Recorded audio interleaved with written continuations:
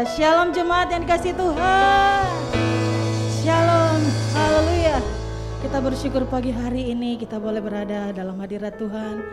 Mari Bapak Ibu dikasihi Tuhan, kita satukan hati kita sebelum kita mau masuk dalam ibadah ini. Mari kita berdoa bersama-sama. Kami bersyukur ya Tuhan, Engkau Tuhan yang baik, Engkau Tuhan yang mulia, yang selalu menyertai kami, yang selalu memberikan kami rahmat-Nya yang baru setiap pagi. Terima kasih Tuhan, kami ada saat ini sebagaimana kami ada, semua karena bukti anugerah-Mu dalam hidup kami Tuhan. Bapa yang baik, terlebih dahulu kuduskan hati kami Tuhan, sucikan setiap kami Bapa, layakan kami Tuhan anak-anak-Mu, untuk kami masuk dalam hadirat-Mu ya Tuhan Yesus. Terima kasih Tuhan, biarlah kami menyembah Engkau pagi hari ini Tuhan, bukan untuk kami diberkati, tetapi kami tahu Tuhan, Engkau telah memberkati kami terlebih dahulu ya Tuhan Yesus. Engkau Allah yang selalu menyenangkan hati kami, oleh karena itu Tuhan, biarlah Tuhan Yesus setiap kami mau lebih lagi Tuhan, menyenangkan hati Tuhan, sebagaimana Tuhan lakukan dalam kehidupan kami. Terpuji nama-Mu Tuhan, biarlah Tuhan Yesus senantiasa ditinggikan dalam setiap pujian kami, dalam setiap penyembahan kami Tuhan. Terima kasih Bapa yang baik, terpuji nama-Mu Tuhan, karena kami siap untuk memuji dan memuliakan nama Tuhan Yesus. Besarlah kuasa-Mu dalam hidup kami. Dalam nama Yesus, mari sama-sama yang percaya kepada Tuhan Yesus katakan haleluya, amin.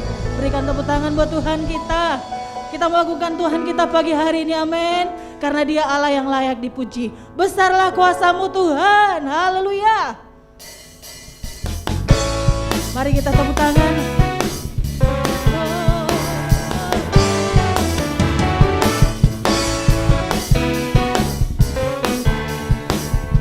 Sama-sama katakan. Besarlah Tuhan dan layak dipuji. Besarlah namanya, kekallah kuasanya. Aman berlindung dalam naungannya. Dia Allah bagi kita, di pihak kita. Terpujilah Tuhan, terbukti kuasanya. Dia telah menunjukkan kasih-Nya, sebab Tuhan telah bangkit menyayangi kita. Terpujilah Tuhan, terpuji namanya, Yesus Allah perkasa.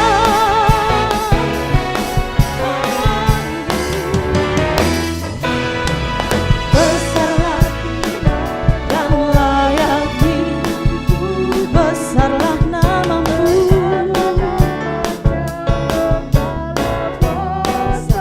Aman berlindung dalam naungannya. Ya Allah bagi kita, di pihak. Mari sama-sama katakan, terpujilah, terbukti kuasa. Dia telah menunjukkan kasih-Nya pada kita, sebab Tuhan telah menyayangi kita.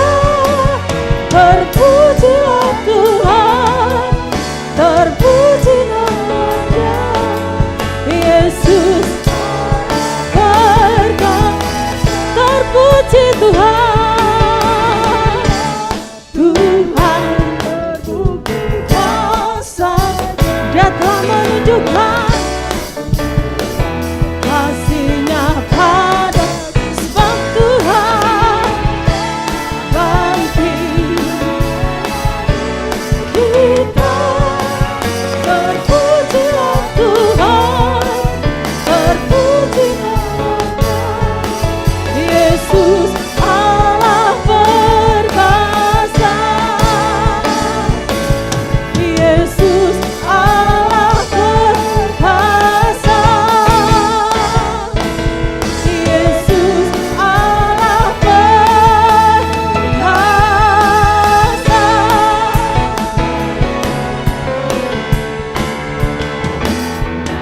perkasa. Yeay. Haleluya. Sebab Tuhan Allah perkasa. Amin. Haleluya. Baik Bapak Ibu dikasih Tuhan, kita akan mendengarkan Voice of Pentecost. Shalom saudara, pernah lihat gak pohon durian berbuah mangga atau pohon jeruk berbuah apel? Tentu tidak mungkin itu terjadi secara alamiah, bukan? Nah, Yesus pernah menjelaskan kepada orang banyak kalau tidak mungkin pohon yang baik itu menghasilkan buah yang tidak baik, ataupun pohon yang tidak baik itu menghasilkan buah yang baik. Jadi dari buahnya lah kamu akan mengenal mereka. Karena itu, sebagai orang percaya, sangat penting untuk kita memastikan keselamatan kita menghasilkan buah-buah pertobatan. Karena itu, di dalam Voice of Pentecost kali ini, kita akan membahas mengenai Person and Purpose. Sedih sekali kalau kita mendengar kabar mengenai hamba-hamba Tuhan yang berjatuhan di dalam ladang pelayanan, dalam area kekudusan, moral, dan kehidupannya yang ternyata tidak sesuai dengan pemberian firman. Padahal, ini bukanlah kehendak yang Allah minta bagi setiap orang percaya. Yesus berkata di dalam Matius 7 ayat 22-23, di mana pada hari-hari terakhir akan banyak orang berseru, memanggil namanya, menunjukkan karunia bernubuat, mengusir setan, dan banyak mengadakan mukjizat. Tetapi nyatanya Yesus tidak mengenal mereka. Wah, rupanya banyak melakukan pelayanan tidak menjamin kita dikenal oleh Tuhan Yesus. Adalah sebuah kesia-siaan kalau kita sibuk melayani dan mengira itu adalah jaminan kehidupan kekal kita. Terlebih penting adalah agar diri kita dikenal oleh Yesus sebagai anak-anaknya dan hamba-hambanya yang baik dan setia. Mungkin saudara bertanya, mengapa Yesus tidak mengenal orang-orang yang mengaku sudah melakukan hal yang kelihatannya rohani? Ada beberapa jawaban. Yang pertama, karena pelayanan yang menggunakan karunia rohani adalah pemberian atau anugerah semata dari Tuhan. Tetapi karunia rohani ini perlu ditampung di dalam kapasitas yang benar.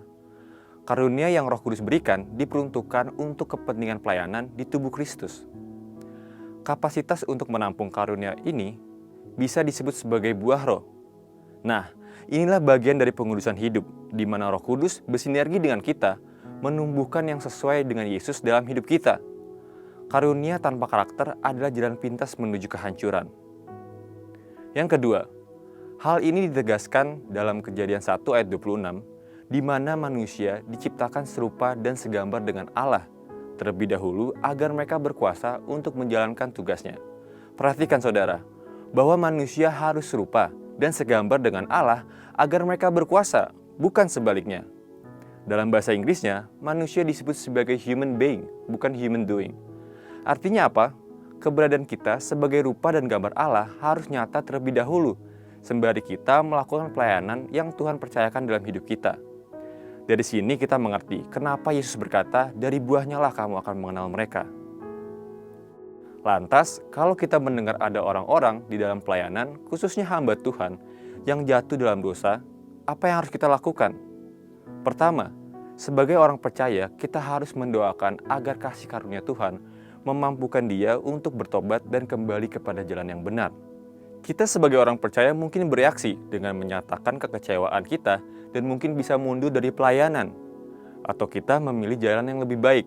Kita bertumbuh di dalam kedewasaan rohani dengan mengampuni hamba Tuhan tersebut, introspeksi diri kita yang juga rentan terhadap godaan dosa, dan mendukung untuk proses pemulihan itu bisa terjadi. Terkadang gereja terjebak dalam menghakimi tanpa kasih. Ayat firman memang menyatakan bahwa kita menghakimi mereka yang ada di dalam gereja untuk tujuan pendisiplinan. Tetapi Yesus juga mengajarkan untuk kita tidak cepat melihat selumbar di mata orang lain, tetapi balok di mata kita sendiri diabaikan. Bagi mereka yang dipilih untuk menjadi hamba Tuhan, yang melayani di rumahnya, ataupun setiap kita sebagai jemaat Tuhan, perlu memiliki budaya saling. Saling apa? Saling mendoakan, saling menasihati, saling mendukung di dalam kasih dan iman. Karena apa? Karena tujuan kita semua sama, menyelesaikan pertandingan iman dengan baik. Untuk penjelasan selengkapnya dari tim teologi kami, silakan buka link yang ada di atas atau scan QR Code yang tersedia. Maranatha, Tuhan Yesus memberkati.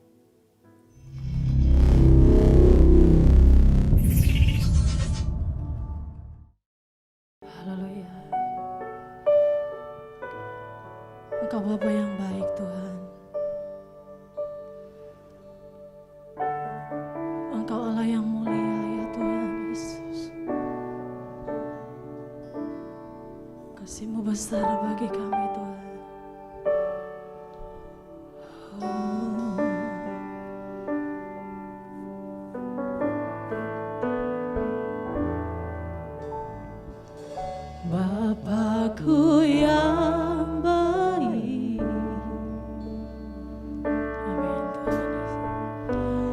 sangat ku cinta, lebih dari segalanya di dalam hidupku. Bapakku yang baik, Bapakku yang baik,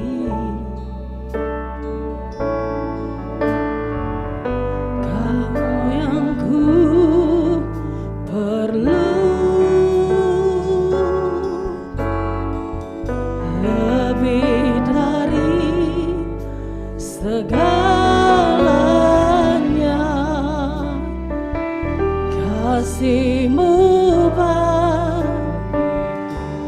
mari sama-sama katakan, tak pernah berakhir kasih setiamu,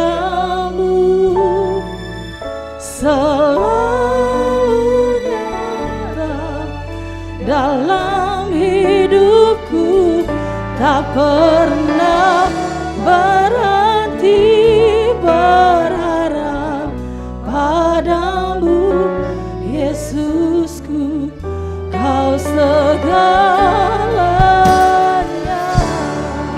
Berikan tepuk tangan buat Tuhan kita. Kau Bapa yang baik, Kau Bapa yang baik, Kau sangat ku cinta,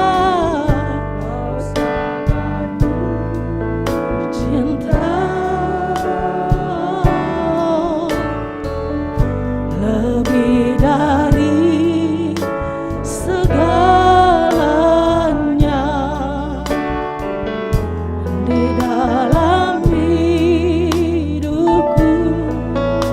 Bapakku yang baik, oh yes Tuhan, Engkau yang ku perlu, lebih dari segalanya.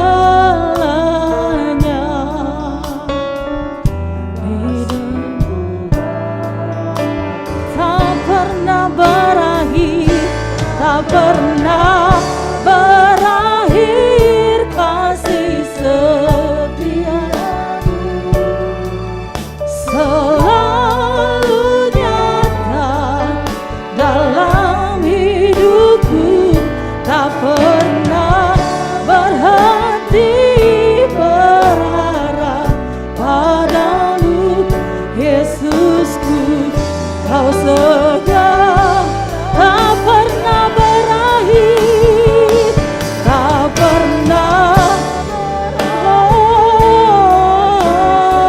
Tuhan, selalu nyata, oh Yesus, tak pernah berhenti,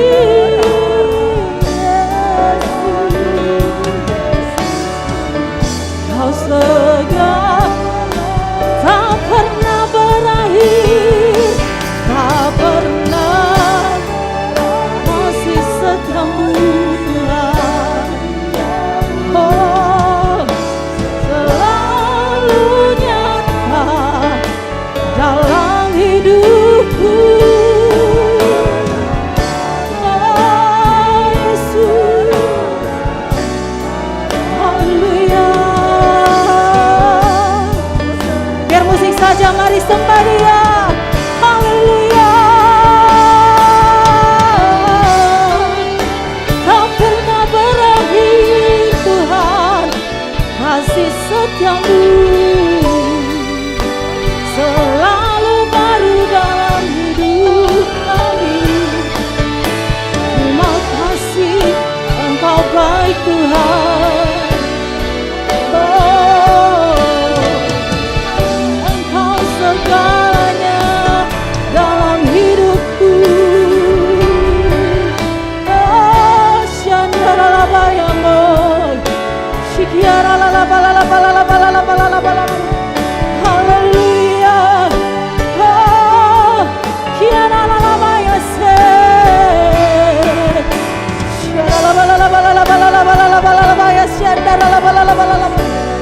Haleluya, terpujilah namamu Tuhan. Oh, tak pernah berakhir, tak pernah. Amin Tuhan.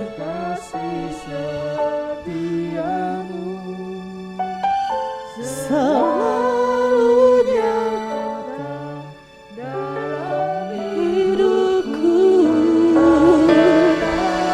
Oh, padamu Yesusku. Mari angkat tanganmu, katakan bersama-sama, tak pernah berakhir, tak pernah. Oh, kasih setiamu. Amin. Dalam hidup kami. Yes. Oh, Yesusku, tak pernah berakhir kasih-Mu. Oh,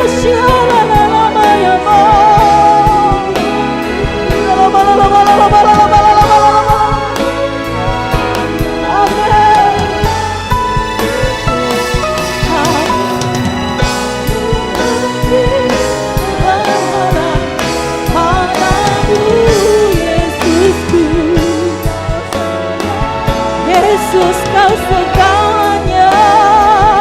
Yesusku, Yesus, Kau segalanya. Kau segalanya. Oh, Kau segalanya. Engkau segalanya. Kau Bapa yang baik. Semaria, tinggikan namanya.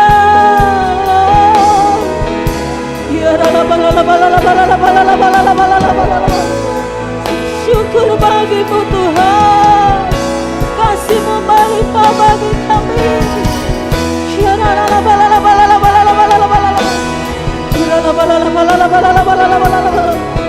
Penuhi kami Tuhan, urapi setiap jemaat-Mu di dalam nama Yesus. Haleluya, haleluya.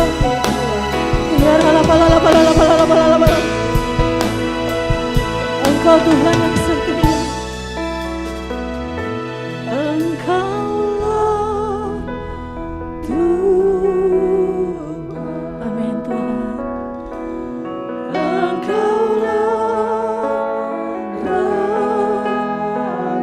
Berdaulat atas hidupku. Amin.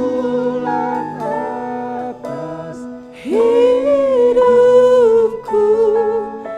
ku berserah penuh. Engkaulah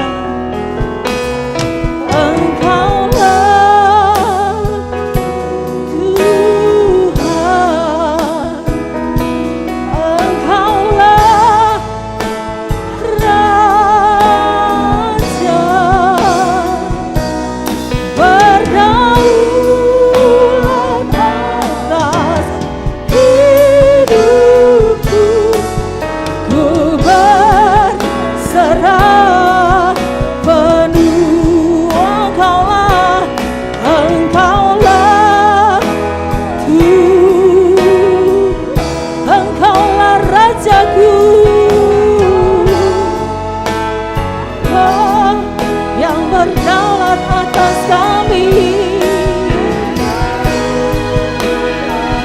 Amin Tuhan. Ku berserah, sekali lagi katakan, Engkaulah Tuhan, Engkaulah Tuhan, Engkau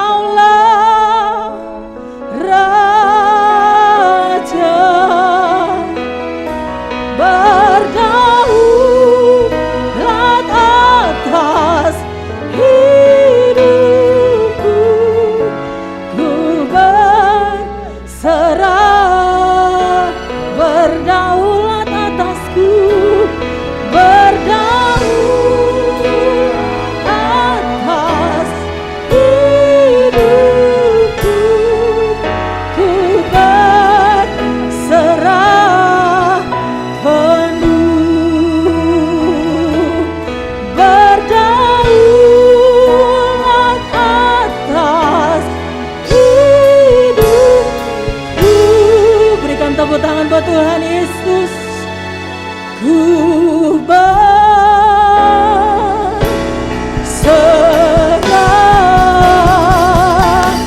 penuh. Haleluya, Engkau Tuhan yang berdaulat atas hidup kami Tuhan. Haleluya, haleluya, haleluya. Terima kasih Tuhan. Terima kasih Yesus. Haleluya.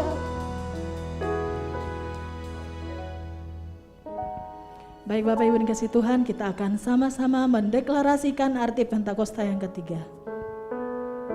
Pentakosta ketiga. 1. Pentakosta ketiga adalah pencurahan Roh Kudus yang dahsyat di zaman ini, melebihi yang terjadi di Azusa Street. 2. Pentakosta ketiga akan mengakibatkan penuaian jiwa yang terbesar dan yang terakhir sebelum Tuhan Yesus datang kembali. 3. Pentakosta ketiga akan membangkitkan generasi Yeremia, yaitu anak-anak muda yang dipenuhi Roh Kudus, cinta mati-matian kepada Tuhan Yesus, tidak kompromi terhadap dosa, dan akan bergerak untuk memenangkan jiwa. 4. Pentakosta ketiga lahir di Indonesia dan bergerak ke bangsa-bangsa. Gerakan ini dari timur ke barat dan akan kembali ke Yerusalem. 5. Pentakosta ketiga akan memberikan kuasa untuk menyelesaikan amanat agung, dan setelah itu Tuhan Yesus datang kembali. Dalam rumah Tuhan, kami berdiri di hadapan-Mu. Kami memuji dan membesarkan Engkau ya Tuhan. Engkau ada di tengah-tengah kami pada pagi hari ini. Sebab Engkaulah pemilik ibadah ini. Kami datang hanya untuk memuji, menyembah, meninggikan Raja di atas segala Raja, Tuhan dan Juru Selamat kami, Tuhan Yesus Kristus, Gembala kami yang baik, yang tidak pernah berubah, dulu, sekarang, bahkan sampai selama-lamanya. Anugerah-Mu sempurna dalam hidup kami, perlindungan dan penyertaan Tuhan yang tanpa batas yang kami alami hari demi hari. Kami sangat bersyukur kepada Tuhan. Pagi ini kami mau terima firman-Mu ya Tuhan. Sebelum kami terima firman Tuhan, hamba rindu Engkau tumpangkan tangan-Mu di atas kami. Boleh saudara membuka kedua tangan-Mu dalam nama Tuhan Yesus. Tumpangkan tangan-Mu ya Tuhan. Buat setiap tangan-tangan yang terbuka hari ini, terimalah anugerah Tuhan, terimalah berkat, terimalah mujizat, terimalah kesembuhan, terimalah kekuatan, terima pertolongan Tuhan. Diberkatilah hidupmu, diberkati pernikahanmu, diberkati keturunanmu, dalam nama Yesus, dalam nama Yesus. Kesehatanmu, bahkan apapun yang kau kerjakan, dibuat Tuhan berhasil. Engkau akan menjadi berkat, dan memberkati banyak orang. Dalam nama Yesus, dalam nama Yesus. Lepaskan tanganmu dan sembahlah Tuhan Yesus. Sembahlah Tuhan Yesus. Oh Ramashandara Maya Shikara. Biarlah Mashikira matakan. Sembah Tuhan Yesus. Kemuliaan hanya bagi-Mu Tuhan. Hormat syukur hanya bagi-Mu. Oh haleluya. Pujian hanya bagi-Mu Tuhan. Terima kasih Tuhan Yesus. Terima kasih Tuhan. Pagi ini kami akan terima firman-Mu Tuhan. Langit dan bumi akan lalu dan lenyap, tetapi firman-Mu kekal selama-lamanya. Firman-Mu tidak mungkin kembali dengan sia-sia. Sebab Tuhan akan mengerjakan apa yang Tuhan inginkan dalam hidup kami lewat kuasa firman Tuhan. Terpujilah Engkau dalam keagungan-Mu, kekal sampai selama-lamanya. Dalam nama Tuhan Yesus, kami berdoa dan mengucap syukur, dan kami sambut kebenaran firman Tuhan. Haleluya, haleluya. Amin, amin, amin, amin. Silakan duduk Bapak dan Ibu, puji Tuhan. Shalom. Selamat pagi buat kita semua. Terima kasih buat Tuhan Yesus, buat anugerah dan kebaikannya. Terima kasih kepada Bapak dan Ibu Gembala di tempat ini. Terima kasih kepada staf Gembala juga yang memberikan kesempatan kepada saya untuk dapat melayani firman Tuhan. Kalau saya tidak salah ini yang kedua kali saya berkhotbah di Sinar pada Minggu ya. WBI sudah 1 kali. Nanti Oktober 1 kali lagi WBI ya. Luar biasa. Terima kasih buat kesempatannya.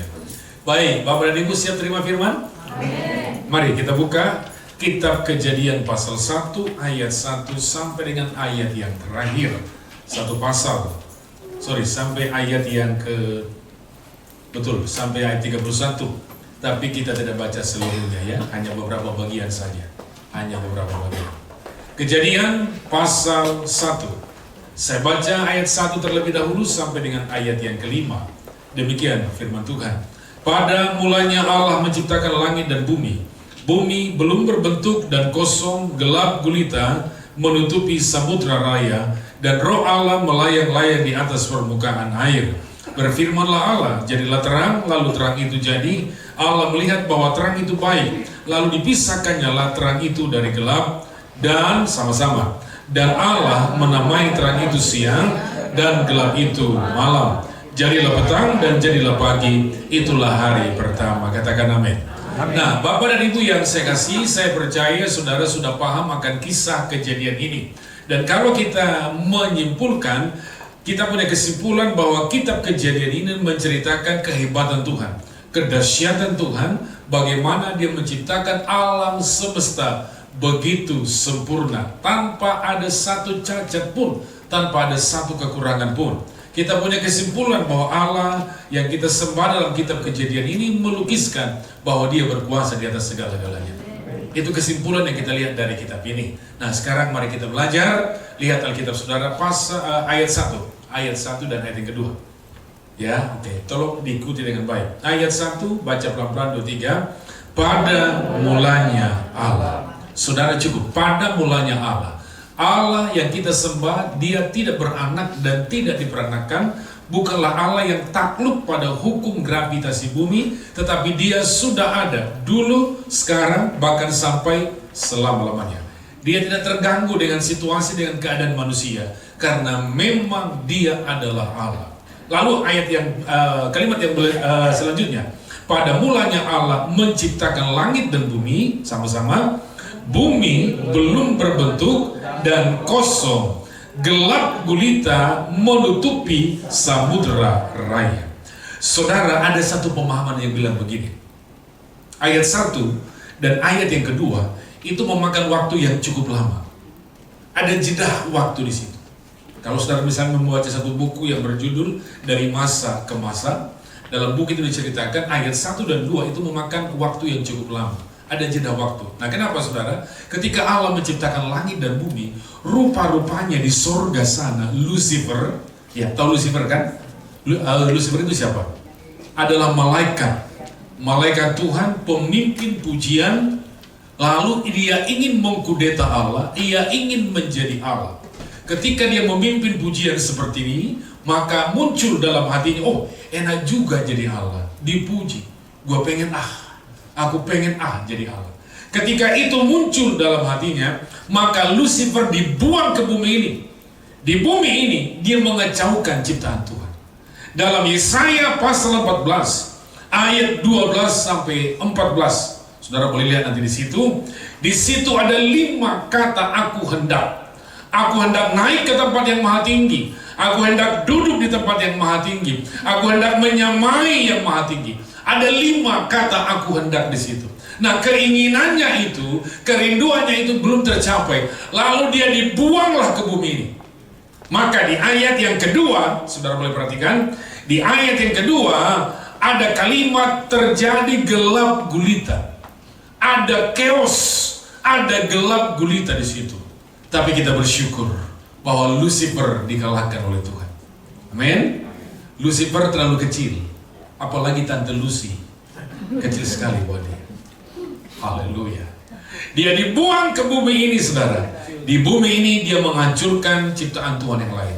Termasuk nanti Adam, termasuk Hawa, termasuk Kain, sampai Kejadian pasal yang ke-7, air bah. Dia mengacaukan ciptaan Tuhan. Tapi kita bersyukur Tuhan yang kita sembah jauh lebih berkuasa daripada siapa? Lucifer. Apalagi Tante? Sus Lucy. Dia lebih keren. Nah, yang menarik begini, saudara, perhatikan baik. Ayat yang kedua. Di tengah-tengah gelap gulita itu, coba lihat ayat yang kedua. Di tengah-tengah gelap gulita itu ada apa? Ayo jawab. Di tengah-tengah gelap gulita itu ada Roh Allah. Saudara perhatikan baik.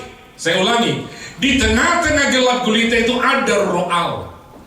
Tidak bisa disangkal bahwa dunia sekarang sedang mengalami yang namanya chaos. 2 Timotius 3 ayat 1. Menjelang kedatangan Tuhan yang kedua kali akan terjadi masa yang sukar. Tentu kita sudah mengalami sekarang masa-masa sulit, masa-masa sukar. Anda yang duduk dalam ruangan ini adalah Anda yang lolos dari COVID. Betul apa benar? Ya, kita orang yang lolos dari maut. Di depan mata kita lihat banyak orang bergelimpangan jatuh, mati, tanpa pakaian yang layak, dibungkus dengan plastik, dimasukkan, ditutup dengan beko. Saudara yang duduk hari ini, anugerah Tuhan. Kalau kau bangun bisa melihat pasangan hidupmu, bisa melihat istri anak-anak saudara, itu anugerah Tuhan. Jadi di tengah-tengah chaos itu ada apa? Ada roh Allah.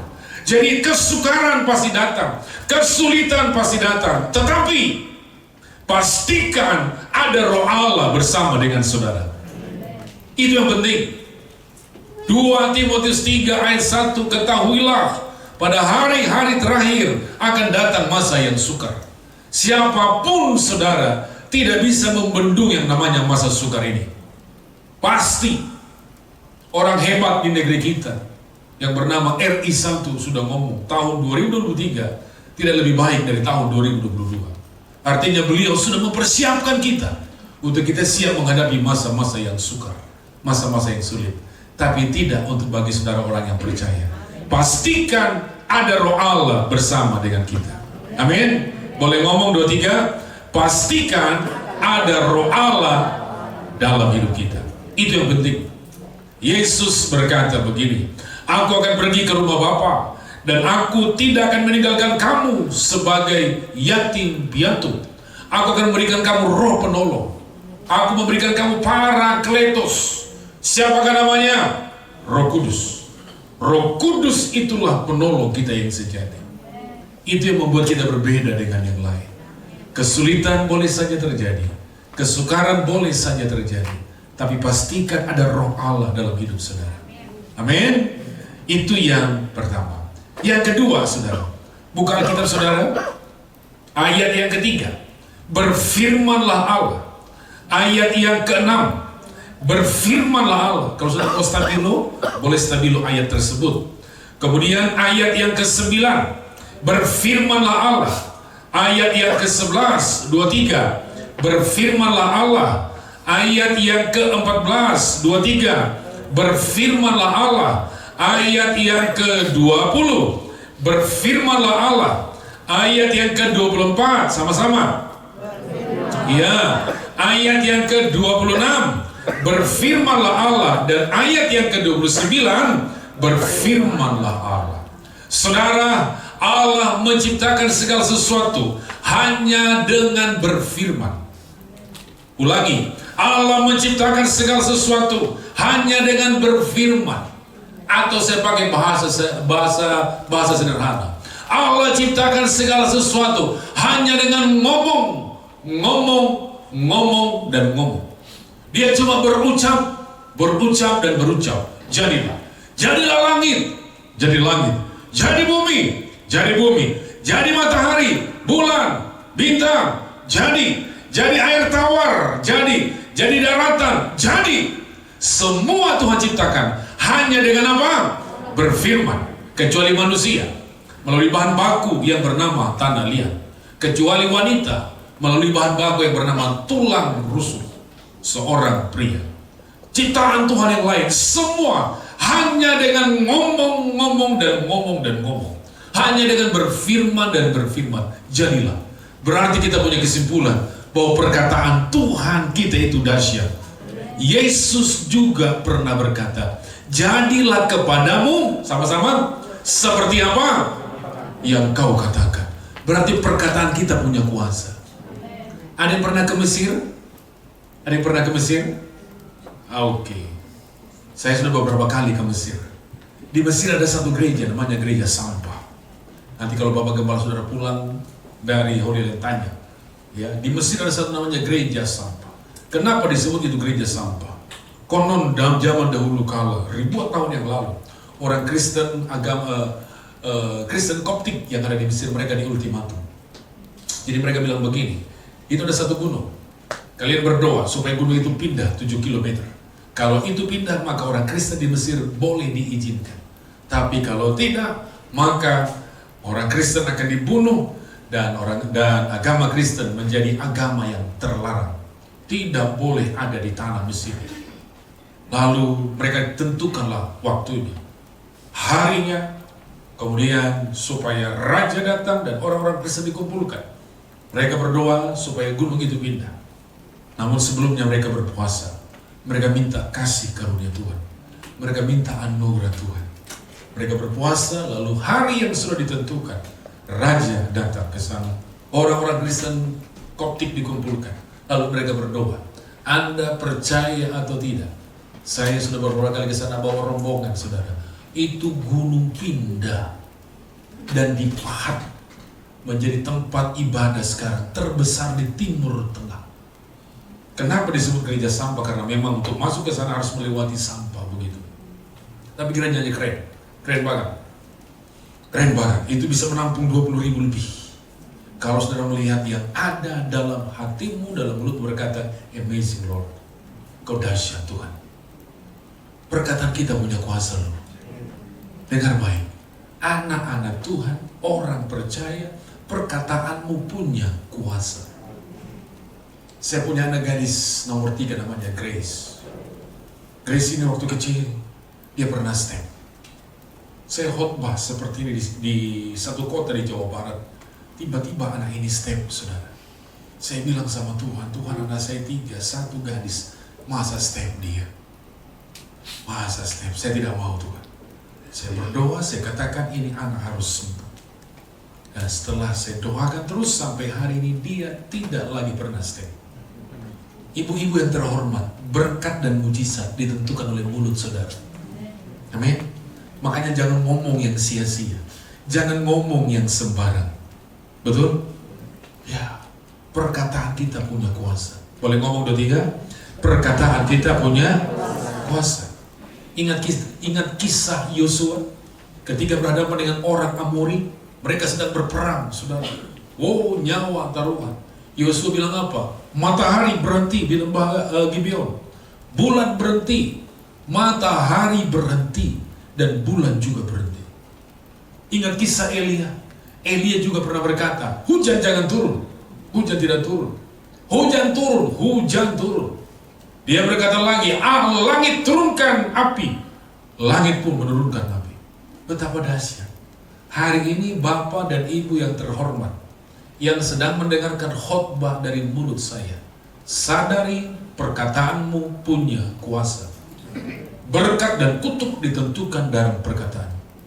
Keturunanmu menantikan berkat dari mulut saudara. Makanya jangan suka keluh kesah dengan Tuhan. Jangan suka ngomel-ngonggerutu hal-hal yang tidak ada gunanya. Bersyukur kepada Tuhan. Amin. Tuhan ciptakan hanya dengan berfirman. Berfirman. Jadi langit, jadi langit. Bayangkan kalau saudara naik pesawat di atas ketinggian 40.000 kaki. Lihat ke bawah, wih dahsyat sekali. Kita akan terkagum-kagum. Itulah cara Tuhan. Dia ciptakan cuma ngomong, cuma berfirman. Yesus berkata begini, kalau engkau percaya dan berkata kepada gunung, hai gunung pindah, maka gunung akan pindah. Dan tidak ada yang sukar, tidak ada yang sulit buat orang percaya. Jadi Bapak dan Ibu, perhatikan, mulut kita mengandung kuasa. Mau diberkati? Amin. Itu yang keberapa tadi? Yang kedua, berfirmanlah Allah. Mulut kita punya kuasa. Yang ketiga, saudara, ayat 4. Saudara boleh lihat ayat 4. Allah melihat bahwa terang itu baik, lalu dipisahkannya lah.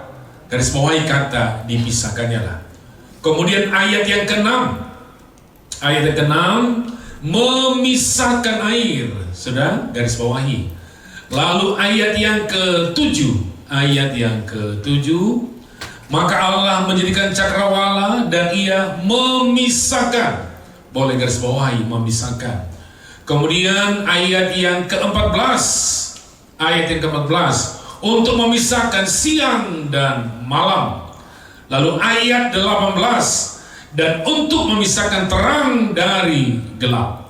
Saudara, yang ketiga yang dilakukan oleh Tuhan adalah Allah melakukan pemisahan. Dia memisahkan langit dan bumi. Dia memisahkan terang dan gelap. Dia memisahkan matahari, bulan, dan bintang. Dia memisahkan daratan dan lautan. Dia memisahkan air tawar dan air asin. Allah memisahkan Abraham dengan Lot. Allah memisahkan Esau dan Yakob, Ishak dan Ismail. Allah melakukan pemisahan. Saudara, disebut gereja. Betul toh? Kita ini kan gereja, the temple of God. Ini kan, ini gereja nih. Nah, kata gereja itu memakai kata gahal dalam perjanjian lama. Gahal. Dalam perjanjian baru memakai kata eklesia. Artinya apa? Dipanggil keluar. Dipanggil dari kegelapan untuk maksud yang mulia. Dipisahkan dari dosa untuk maksud yang mulia. Sehingga kita disebut menjadi orang-orang kudusnya Tuhan. Memang kita belum kudus 100%, tapi kita sedang dalam proses pengudusan supaya kita makin sempurna, makin kudus seperti Tuhan. Betul apa benar? Benar apa betul? Iya. Kita sedang dikuduskan, kita sedang dipisahkan dari dosa agar kita semakin kudus dengan Tuhan. Kata kudus itu memakai kata kados dalam bahasa Ibrani, hagiasmos dalam bahasa Yunaninya, artinya sama-sama dikuduskan untuk maksud yang mulia. Saudara dan saya harus komit pisahkan diri dari dosa.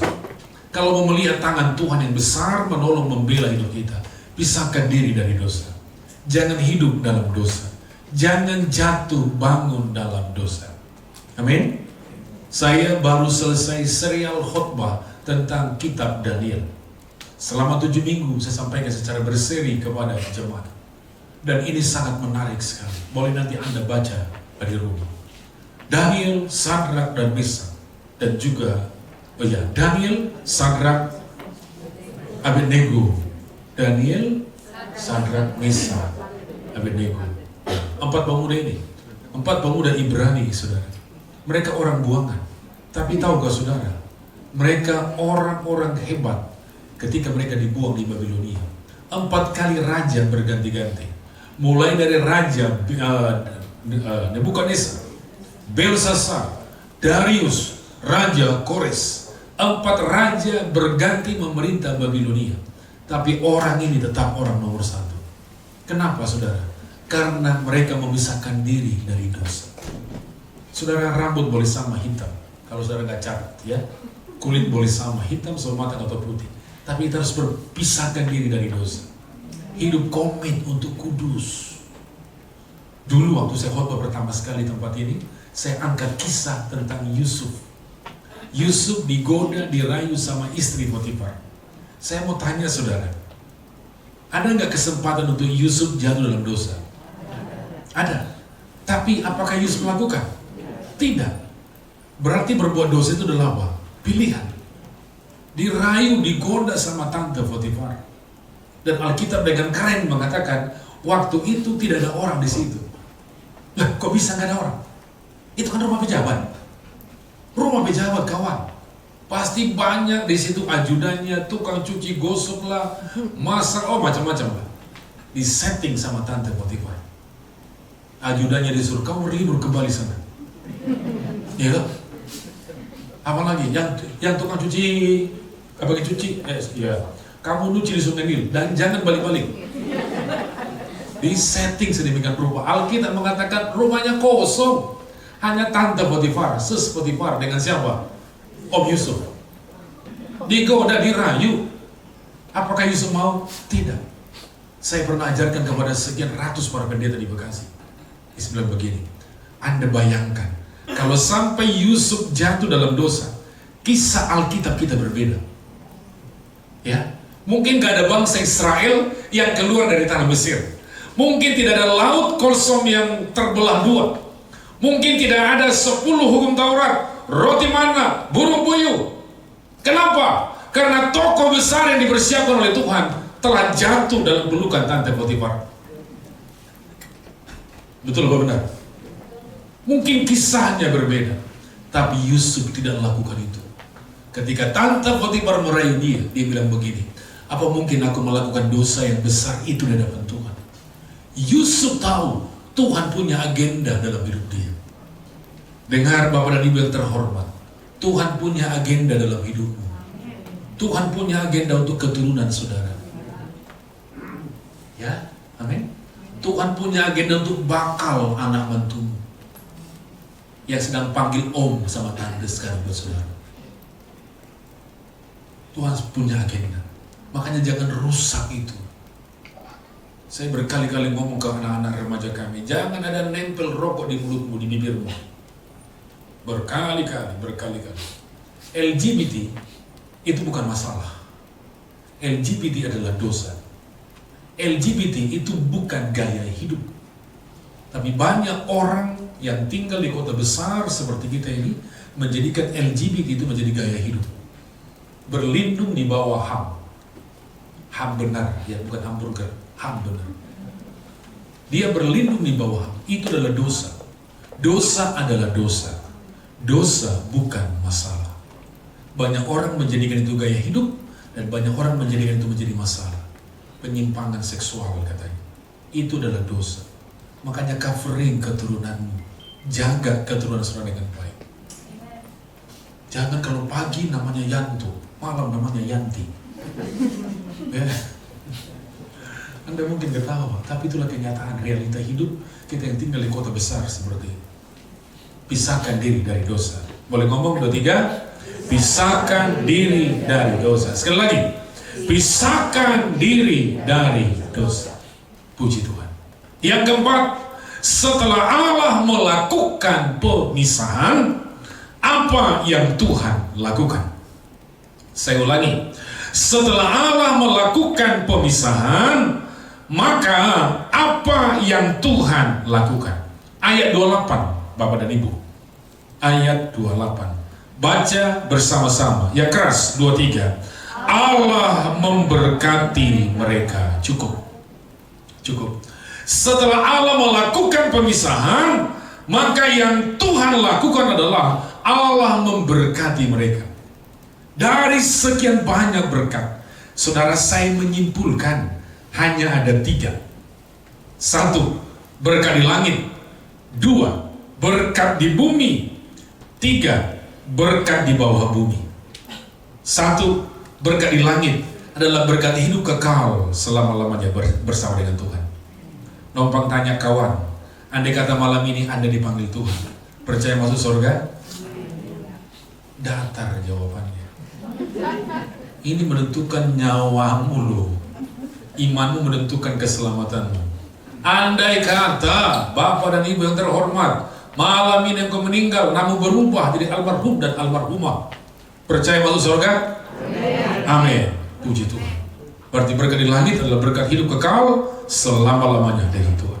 Yang kedua, berkat di bumi. Berkat di bumi, selama kita ada di bumi ini, kita dijaga, kita dipelihara oleh Tuhan. Maka ada lagu anak sekolah minggu yang berkata, jagaku seperti biji matamu. Tuhan jaga kita seperti biji matanya. Pernah lihat burung jatuh karena kelaparan? Tidak ada. Yesus berkata, kalau burung-burung di udara Tuhan pelihara, apatah lagi kita orang yang percaya. Pernah dengar kisah Sakeus yang memanjat pohon? Ya, pengen lihat Yesus, dia manjat pohon. Apa kata Yesus? Sakeus, turun. Ya, kau turun. Aku pengen makan di rumahmu. Saya mau tanya saudara, ada nggak orang yang kasih tahu sama Yesus yang di atas sana namanya Sakeus? Ada nggak? Tidak ada. Tetapi kenapa Yesus tahu kalau yang di atas itu namanya Sakeus? Karena memang dia maha tahu. Kalau dia tahu yang di atas namanya Sakeus, dia juga tahu apa yang menjadi sedang pergumulan saudara. Apa yang menjadi penyakitmu sekarang dia tahu. Sakeus saja dia tahu. Nggak ada orang yang kasih tahu itu namanya Zakheus, om. Dia badannya pendek. Ya sok tahu dia manjat. Betul kan? Tapi Yesus Maha tahu. Jadi setelah Allah melakukan pemisahan, apa yang Tuhan lakukan? Allah memberkati. Berkat di bawah bumi adalah berkat kebangkitan dari antara orang mati. Ketika Yesus turun bersama dengan para malaikat berlaksa-laksa, maka kita yang mati dalam Kristus akan dibangkitkan terlebih dahulu dan menyongsong Tuhan di awan permai. Tiga-tiganya Tuhan kasih. Amin. Yang sepakat katakan amin. Katakan amin. Nah, apa isi berkat itu? Ayat 28, Bapak dan Ibu. Saya sudah 30 menit, boleh lanjut dikit lagi nggak? Boleh ya? Boleh ya? Ya, nggak sampai subuh kok, tenang aja. Ayat 28, apa isi berkat itu, saudara? Allah memberkati mereka. Lalu Allah berfirman kepada mereka, sama-sama, beranak cuculah dan bertambah banyak, penuhilah bumi dan taklukkanlah itu. Terus, dan burung-burung di udara dan atas segala binatang yang merayap di bumi. Ulangi dari kata beranak cuculah. 2, 3. Beranak cuculah. Cukup. Beranak cuculah. Saya penggal kalimat ini dan saya kasih koma di tengah-tengahnya. Beranak, koma, dan cucu. Berapa generasi itu? 2 generasi. Kalau tambah dengan kita, 3 generasi. 3 generasi. Saya, anak, dan cucu. Orang Indonesia kan rata-rata kan 3 generasi kan. Kecuali kalau saudara menikah umur 15 tahun. Ya, hidup 100 tahun, oh itu bisa sampai berapa generasi itu. Tapi kan rata-rata orang Indonesia itu hanya sampai anak, cucu. Jarang-jarang cicit sampai macam-macam deh tuh. Jarang-jarang. Tapi rata-rata itu anak, cucu, begitu. Hari ini anak saya berulang tahun dan cucu saya juga berulang tahun. Wow, keren dua-duanya, saudara. Puji Tuhan. Saya pikir-pikir anugerah Tuhan juga ya. Bisa punya anak, bisa punya cucu, saudara. Nah, ini bicara tentang apa? Ini bicara tentang berkat keluarga. Orang yang takut akan Tuhan, keluarganya diberkati. Amin. Itu yang pertama. Ayo lihat lagi. Ayat 28. Beranak cuculah dan bertambah banyak. Multiplikasi. Multiplikasi. Tuhan mau kita bertambah. Kasihmu juga kepada Tuhan bertambah. Pengorbananmu juga bertambah. Kesetiaanmu juga semakin bertambah. Dedikasi saudara juga semakin bertambah. Semakin kita punya umur, semakin bertambah kepada Tuhan. Jangan semakin punya umur, semakin bikin dosa. Bikin dosa sama cucu, sampai cucu ngomong, aduh, ini nenek kapan sih meninggalnya ini begitu. Karena bikin dosa. Jangan ya. Semakin punya umur, semakin dipakai Tuhan. Amin. Haleluya. Bertambah banyak. Tuhan mau kita bermultiplikasi. Penuhilah bumi. Ini bicara tentang otoritas. Tuhan kasih kita otoritas, berkuasa atas ikan-ikan di laut dan burung-burung di udara dan atas segala ternak. Tuhan mau saudara punya kuasa. Makanya saudara nggak boleh pesimis, nggak boleh skeptis. Kita harus punya semangat yang tinggi. Ya, kita harus punya semangat yang tinggi. Saya tidak punya waktu untuk bersaksi dengan saudara, tapi kalau saya lihat cuma satu, saya bangga jadi anak Tuhan. Saya bangga jadi pelayan Tuhan. Amin. Ya. Jadi Tuhan mau kita berkuasa. Nah, sekarang yang berikut. Saudara, bagaimana supaya ayat 28 itu menjadi kenyataan? Saya ulangi. Bagaimana supaya ayat 28 itu menjadi kenyataan? Artinya Allah memberkati kita. Dari mana kita memulai? Jawabannya adalah ayat 26. Ayat yang ke-26. 2, 3. Berfirmanlah Allah, baiklah kita menjadikan manusia, ya keras, menurut gambar dan rupa kita, supaya mereka berkuasa atas ikan-ikan di laut dan burung-burung di udara dan selanjutnya. Oke, saya ulangi. Bagaimana supaya ayat 28 itu menjadi kenyataan? Tentu saudara semua rindu diberkati Tuhan, toh? Iya toh? Ya semua kan? Nah, bagaimana supaya ayat 28 ini menjadi kenyataan? Jawabannya ayat 26. Tolong tayangkan ayatnya. Jawabannya di ayat yang ke-26. Dikatakan di situ, baiklah kita menjadikan manusia menurut satu, gambar, dua, rupa kita. Saudara, ketika Tuhan menciptakan manusia, Tuhan memberikan yang namanya imago Dei. Tuhan memberikan yang namanya karakter. Tuhan memberikan namanya kemuliaan kepada manusia. Supaya 28 itu menjadi kenyataan, saudara harus kembali kepada karakter Kristus. Sifat dan gaya Kristus. Ya, perangai Kristus itu yang harus kita miliki.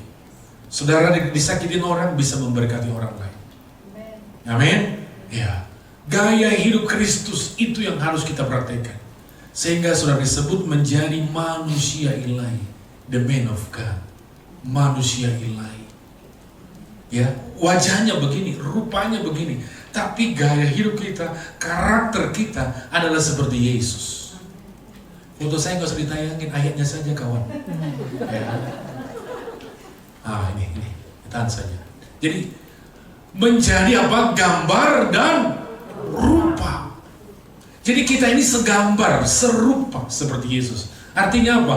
Ada kemuliaan Tuhan dalam hidup saudara. Ada kemuliaan Tuhan kepada saudara, betul? Kita harus kembali ke situ. Ya, saya kenyang kalau dihina orang, dijelek-jelekin orang itu kenyang sekali. Tapi saya udahlah. Ya, mungkin tingkat iman kamu seperti itu. Tapi semakin dihina orang, semakin diberkati Tuhan. Amin? Ya. Jadi dengar baik itu saudara. Harus kembali kepada karakter Kristus. Yang kedua, dalam ayat ini, dengar ya, baiklah kita menjadikan manusia menurut gambar dan rupa kita. Ada dua kali kata kita di situ. Baiklah kita, satu. Yang kedua, rupa kita. Tuhan, Bapa ngomong begini, baiklah aku menjadikan manusia menurut gambar dan rupa aku. Allah nggak ngomong begitu. Di surga ada Allah Bapa, Anak dan Roh Kudus. Bapa, Anak dan Roh Kudus. Nah, Allah Bapa katakan baiklah kita. Ulangi. Dia nggak bilang tadi apa? Baiklah aku, terus menciptakan manusia menurut gambar dan rupa aku. Enggak, dia nggak ngomong begitu. Yang dia ngomong apa? Baiklah kita. Berarti gaya hidup surga itu adalah gaya kita. Di bumi ini gaya hidup manusia apa? Aku, ego, gua. Ini punya aku kok. Ini uang aku. Ini harta, aset aku semua. Semuanya aku. Egosentris. Tuhan mau kita berubah dari egosentris menjadi teosentris yang berpusat kepada Kristus. Jadi supaya berkat ini terjadi, saudara harus melakukan gaya hidup surga. Doa Bapa kami, apa isinya? Yuk sama-sama yuk. Jadilah kehendakmu, terus di bumi seperti di surga. Tuhan mau gaya hidup surga itu menjadi gaya hidup kita, bukan aku. Ya, aku itu berarti apa? Aku lebih hebat, aku lebih jago. Nih contoh nih, kalau saya foto saudara, nih, ayo jemaat GBI Fatmawati foto, cepret begitu. Jujur, foto siapa yang pertama sekali saudara lirik? Diri sendiri. Makanya ada namanya selfie, self diri sendiri, selfie. Pas saudara lihat, aduh, pipi kok tembang nih, aduh kok mengkerujut pipi, aduh rambut kurang kasih pirang sedikit. Pasti dirinya yang dilihat saudara. Nah, Tuhan mau kita berubah dari egosentris kemana? Teosentris. Baca ini sekali lagi, lalu saya akan aminkan khotbah ini. 2, 3. Berfirmanlah Allah, baiklah kita menjadikan manusia gambar dan rupa kita, supaya mereka berkuasa atas ikan-ikan di laut, dan burung-burung di udara, dan atas ternak, dan atas seluruh bumi, dan atas segala binatang yang melata merayap di bumi. Oke, yang terakhir, tujuannya apa? Menurut ayat ini, tujuannya apa? Untuk berkuasa. Nah, untuk berkuasa atas seluruh bumi. Saya kasih contoh. Rokok terbuat dari mana? Tembakau. Ya, tembakau itu apa? Tanaman, tumbuhan. Tuak, saguer itu terbuat dari mana? Tumbuhan. Ayat ini mengatakan manusia diciptakan supaya berkuasa menguasai tumbuh-tumbuhan. Yang tadi di dalamnya itu ada tembakau, ada tuak itu. Tapi sekarang lihat, rokok, tembakau justru menguasai manusia. Tuak, saguer menguasai manusia. Gak bisa ngomong kalau gak minum tuak dulu. Ya, harus merokok dulu baru datang ke gereja. Itu orang yang paling malang dalam dunia ini. Kalau Anda ada dalam kelompok itu, lepaskan dirimu dari situ. Lepaskan dirimu dari situ. Tuhan mau saudara yang berkuasa. Tuhan Yesus memberkati kita semua. Amin. Kita bangkit berdiri.